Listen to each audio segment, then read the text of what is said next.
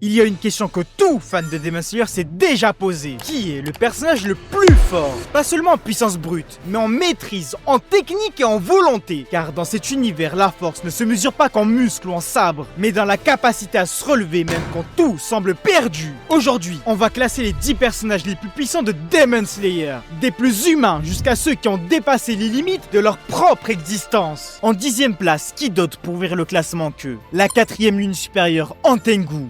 Il est l'un des rares démons à avoir atteint le rang de lune supérieure. Au premier abord, il paye pas de mine, il pleure, il a peur de Muzan. Il rentre en rampant dans la maison où se trouve Tanjiro. Mais ne vous laissez pas duper par son apparence, car derrière cette forme chétive se cache un pouvoir sanguinaire surpuissant, ses émotions. Quand on lui tranche la tête, il est capable de se diviser et créer des clones avatars de ses émotions. Colère, envie, joie. Et le pire, c'est qu'ils ont tous le niveau d'un démon supérieur. Mais sa forme la plus puissante est clairement le Zoakuten, qu'il obtient après avoir absorbé tous ses clones. Sous cette forme, il est capable de manipuler les éclairs, les bois et même les ultrasons. Il a fallu l'effort combiné de Tanjiro, Genya et Mitsuri. Le pire, c'est que décapiter Zoakuten n'est pas suffisant, car tant que sa forme initiale n'a pas été décapitée, il ne peut pas mourir. En sachant que cette dernière peut changer de taille à volonté et devenir minuscule, bah bon courage pour en venir à bout. Alors pourquoi il est si bas dans le classement? Eh bien quand on regarde par qui il a été vaincu, bah c'est pas la joie. Genya est globalement plutôt faible et ne maîtrise aucun souffle. Tanjiro lui n'avait pas encore connu l'entraînement des piliers et n'avait aucun power-up à ce moment-là. Et sa forme la plus forte, Zoakuten, s'est fait tenir par Mitsuri. Et même si cette dernière avait débloqué la marque et possède une force surhumaine, elle n'est clairement pas dans le haut du panier des piliers. C'est vrai que Shinobu avait dit qu'une lune supérieure était l'équivalent de 3 piliers. Sauf qu'en vrai, bah, il y a plein d'exemples qui montrent le contraire. Comme avec Keigaku qui s'est fait tuer par Zenitsu et Gyoko qui s'est fait tuer par Mushiro. C'est pour ça que je pense pouvoir affirmer que certains piliers sont plus forts que certaines lunes supérieures. Et c'est justement le cas pour le pilier du serpent, Obanai Iguro.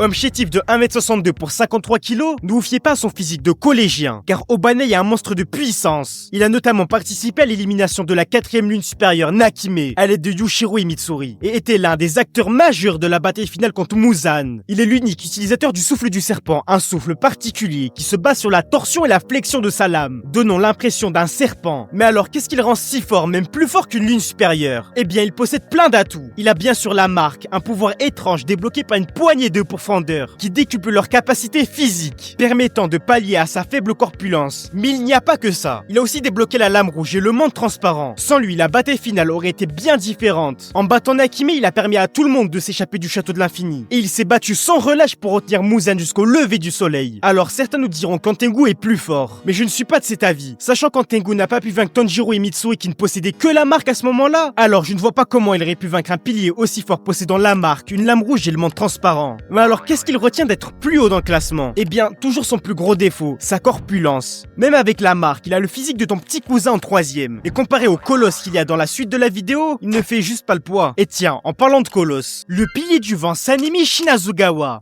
1m80 pour 75 kg, il paye déjà plus de mine que Obanai. Complètement fou dès son plus jeune âge. Il tuait déjà des démons alors qu'il ne maîtrisait aucun souffle. Vous vous demandez sûrement comment il faisait. Eh bien c'est simple, il possède un pouvoir unique. Son sang. En effet, ce dernier rend directement les démons saliveux et incapables de se concentrer. Même Kukushibo, la première lune supérieure, y était affectée. C'est dire l'efficacité. De plus, il a participé à l'élimination de la première lune supérieure Kukushibo. Et s'est battu sans relâche contre Muzan lors de la bataille finale. Il possède le souffle du vent, un souffle directement dérivé du souffle du soleil. Et bien sûr, Sanemi possède tous les power-ups possibles, que ce soit la marque, la lame rouge ou le monde transparent. Il a l'attirail complet pour être l'un des pourfendeurs les plus puissants. Mais malgré tout ça, il n'arrive même pas à la cheville du plus fort des pourfendeurs de sa génération, Gyomei Himejima, le pilier de la roche.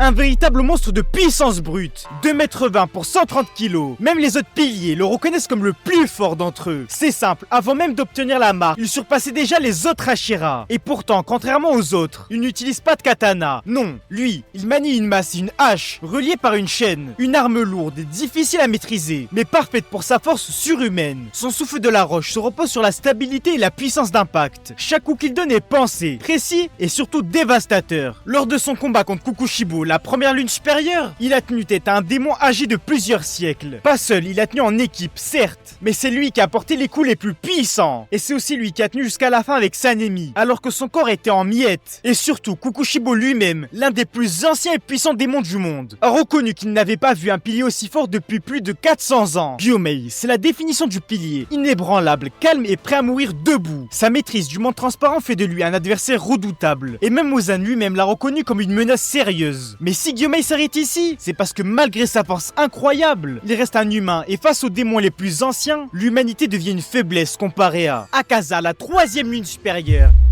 Un démon redouté mais aussi respecté. Contrairement à beaucoup d'autres, il possède un code d'honneur. Il ne s'en prend jamais aux faibles ni aux femmes. Et pourtant, sa puissance est terrifiante. Son art démoniaque, le Destructive Death, repose sur les arts martiaux et la pure force physique. Chaque frappe libère une onde de choc invisible, capable de pulvériser un Ashira en un instant. Sa régénération est monstrueuse et sa perception des combats est presque divine. Contre Rengoku, il a prouvé qu'il était capable de rivaliser avec un pilier au sommet de son art. Il l'a vaincu sans même avoir besoin de se battre sérieusement. Mais ce qui rend Akaza encore plus impressionnant, c'est sa maîtrise du Compass Needle, une technique qui lui permet de sentir les intentions meurtrières de son adversaire. Il anticipe chaque mouvement, chaque respiration, chaque coup. Akaza aurait pu monter plus haut dans ce classement, mais il reste prisonnier de sa nature, celle d'un homme qui au fond ne veut pas tuer sans raison. S'il avait abandonné son humanité, s'il avait choisi la cruauté pure, il aurait pu être bien plus haut. Mais son code d'honneur, aussi noble soit-il, et aussi ce qu'il retient contre ce monstre sans émotion, Doma, la deuxième lune supérieure.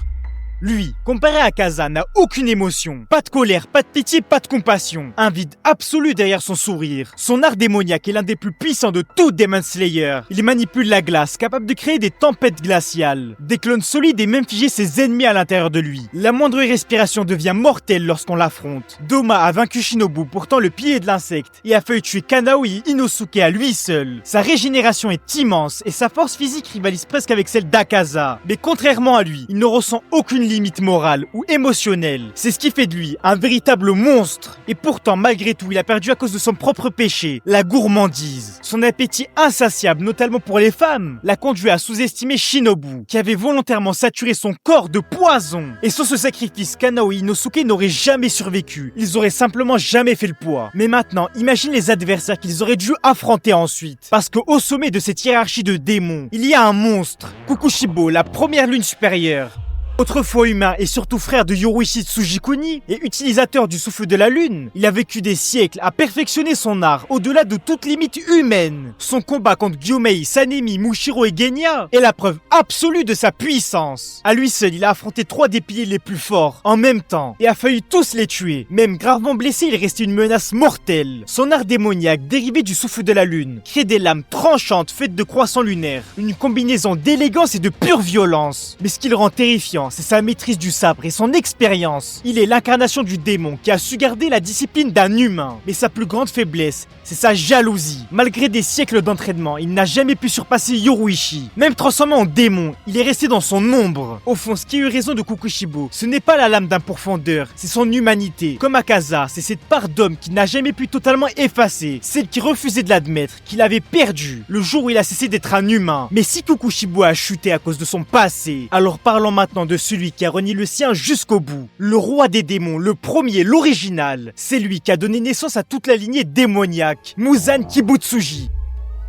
Il n'est pas juste fort, il est la source même du mal dans Demon Slayer. Son sang a engendré des centaines de démons, chacun plus puissant que des humains. Mais aucun n'a jamais pu le surpasser. Ce qui rend Muzan terrifiant, c'est pas seulement sa force brute, mais sa maîtrise absolue de son propre corps. Il possède plusieurs cœurs et cerveaux capables de fonctionner indépendamment les uns des autres. Détruisez-en un autre prendra aussitôt le relais. C'est pour ça qu'il est presque impossible à tuer. Sa régénération est instantanée et son contrôle sur ses cellules dépasse tout ce qu'on a vu chez un démon. Il peut remodeler son corps, se diviser ou même infiltrer le sang d'un humain pour le manipuler de l'intérieur. Mais Muzan n'est pas qu'une bête, c'est un stratège. Pendant plus de 1000 ans, il a vécu dans l'ombre, manipulant les humains comme les démons pour atteindre un seul but, vaincre le soleil, pour devenir un être parfait, immortel et sans faiblesse. Lors de la bataille finale, il a affronté à lui seul tous les piliers, Tanjiro et leurs alliés. Acculé, il a résisté jusqu'à l'aube. Mais c'est là que sa véritable tragédie apparaît, sa peur de Yoruichi, le seul homme qu'il a réellement craint, une peur peur viscérale, presque animale, qui l'a hanté pendant des siècles. Muzan voulait être un dieu, mais il est resté l'incarnation même de la peur. Et cette peur, elle ne vient pas de l'humanité, elle vient d'un seul homme, le plus grand pourfendeur de tous les temps, l'homme qui a failli exterminer les démons à lui seul, le seul à avoir terrifié Muzan Kibutsuji, Yoruichi Tsujikuni.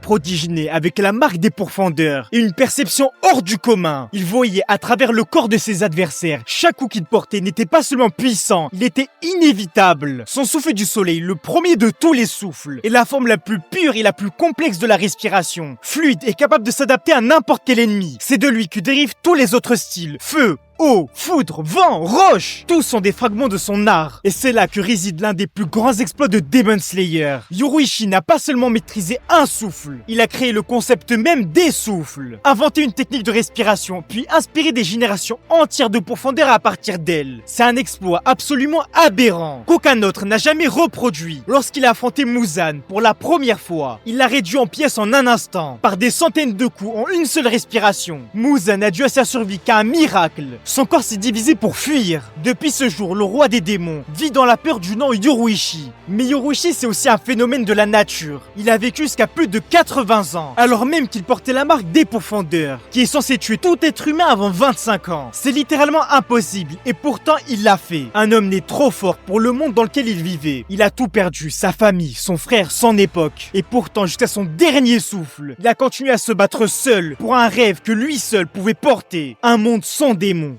Mais ironiquement, celui qui porte aujourd'hui l'espoir de l'humanité est aussi celui qui a failli tout faire basculer au sommet de ce classement, Tanjiro Kamado.